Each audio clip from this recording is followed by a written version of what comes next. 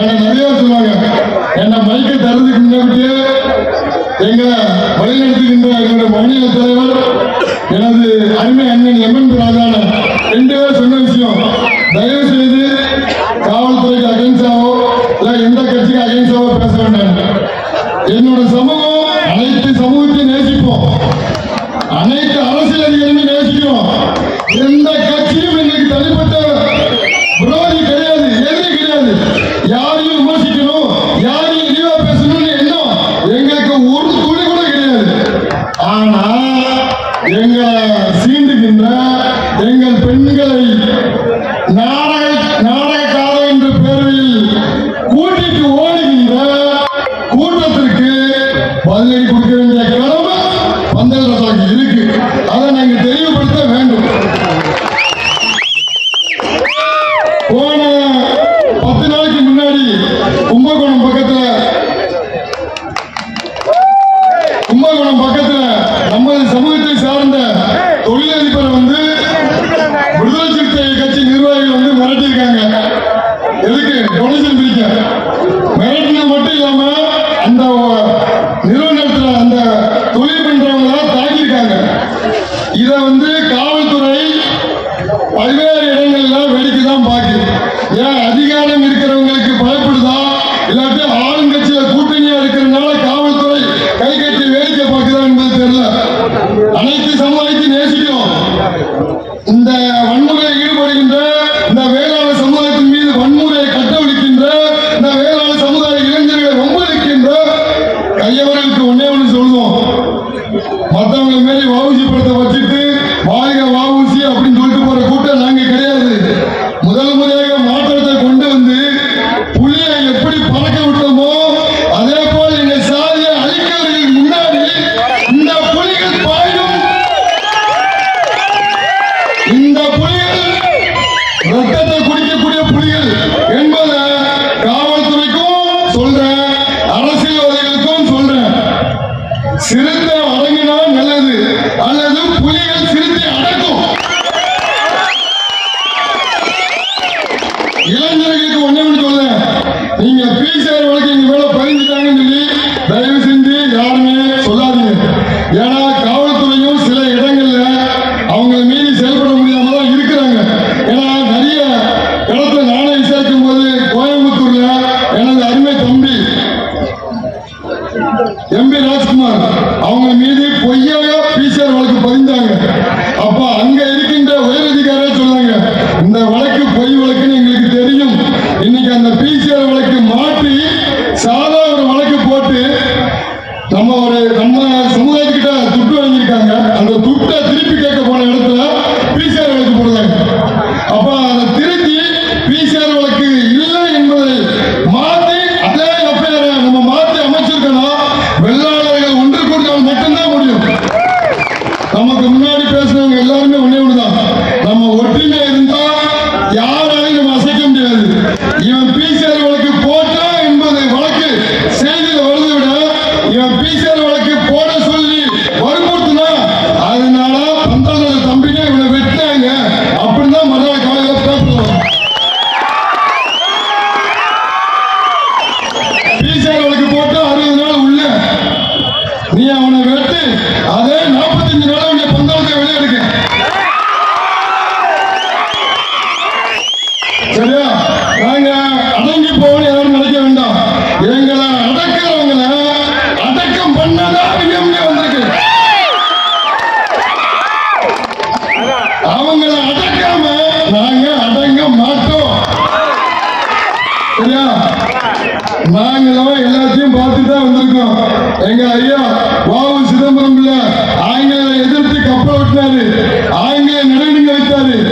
வாவுசியை மட்டுமே வைத்து ஒரு சில பேர் தப்பெடுக்க போனதா அதே பரம்பரையில் தோன்றிய அதிக இடைக்கு சொந்தக்காரர் மதுரையை ஆண்ட மாமன்னர் மருதநாயகம் பரம்பரை.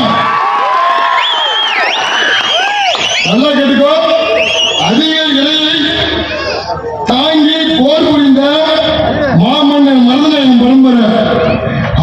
அப்பமே இப்ப அப்பமே அணுகுண்டு வீசிய ஜெயகின் செல்வராமன் பரம்பரை. முப்படை வச்சு கட்டி ஆண்ட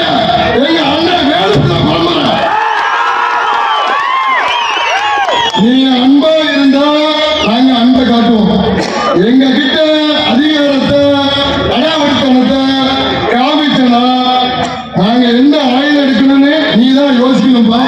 அவ்வளவுதான் சொல்லுவேன். ஒண்ணே ஒண்ணு, இந்த திமுக அரசுக்கு இப்ப நான் கூறிக்கொள்ள விஷயம் ஒண்ணுதான்.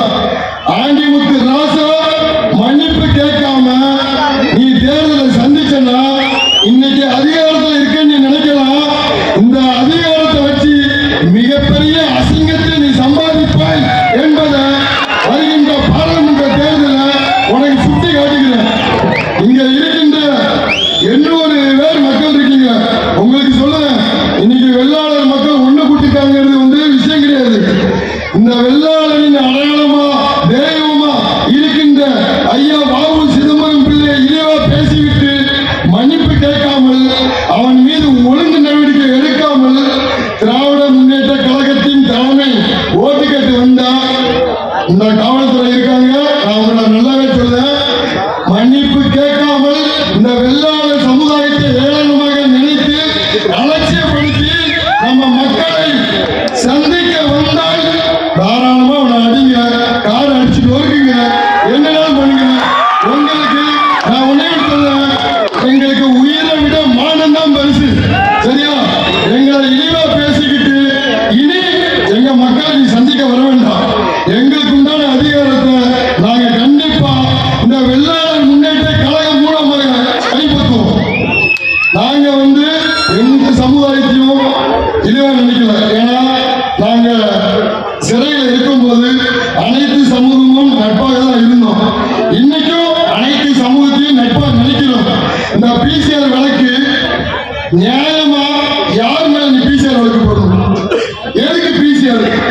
இன்னைக்கு எல்லாருமே ஆட்சி அதிகாரத்தை கைப்பற்றிட்டான். இன்னைக்கு எல்லாருமே உயர்ந்த அதிகார இடத்துக்கு வந்துட்டான். இன்னைக்கு எந்த சமுதாயம் தாழ்ந்த சமுதாயம் கிடையாது. இன்னைக்கு நான் எல்லா சமுதாய மக்கள் மத்தியிலும் பழகிட்டு தான் இருக்கேன். எந்த சமுதாயத்தையும் நான் சாதி பார்த்து இன்று வரை பழகினதும் கிடையாது, பேசினதும் கிடையாது. ஆனா எனக்கு ரொம்ப பிடிச்சது என்னன்னா, நான் பிறந்துட்டேன், இந்த வேளாண் சமுதாயத்துல பிறந்துட்டேன். நம்ம இருக்கும்போது இந்த வேளாண் சமுதாயம் இரண்டு அதிகாரத்தை வென்றெடுக்க வேண்டும் என்ற ஒரே காரணத்துக்காக என்னோட சாதி அமைப்புல நான் இருக்கிறேனே தவிர இன்னொரு சாதிய இழிவா பேசணும், இன்னொரு சாதி மக்கள் இளைஞர்களை காயப்படுத்தணும், என் சாதியின் ஆதிக்கத்தை வெளிப்படுத்தணும்னு ஒரு சதவீதம் கிடையாது.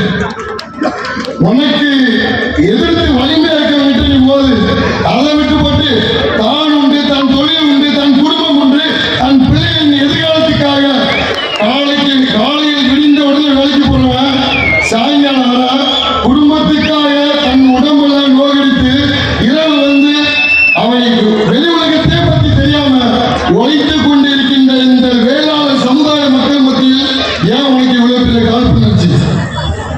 50 வருடங்களுக்கு முன்பு இந்த வேளாண் வச்சுதான் சட்டம். இந்த வேளாண் எவனை கை காட்டுதோ அவன் தான் ஆட்சி அதிகாரத்தில் இருந்தான். ஆன்மீகத்தையும் தமிழை கட்டி ஆண்ட பரம்பரை இந்த வேளாண் பரம்பரை. 18 ஆயுதங்களை அமைத்து இந்த நாட்டிற்காக பல சேவைகளை செய்வதற்காக வேளாண் படாதிபதிகள் எல்லாமே இந்த நாட்டிற்காக உழைத்தவர்கள். அப்படிப்பட்ட இனம், அப்படிப்பட்ட மக்கள் இன்று ஆட்சி அதிகாரத்தை இழந்தது மட்டுமில்லாமல் மிகப்பெரிய அழிவை நோக்கி நம்ம சென்று கொண்டிருக்கிறோம். உண்மையிலே சொல்ல இந்த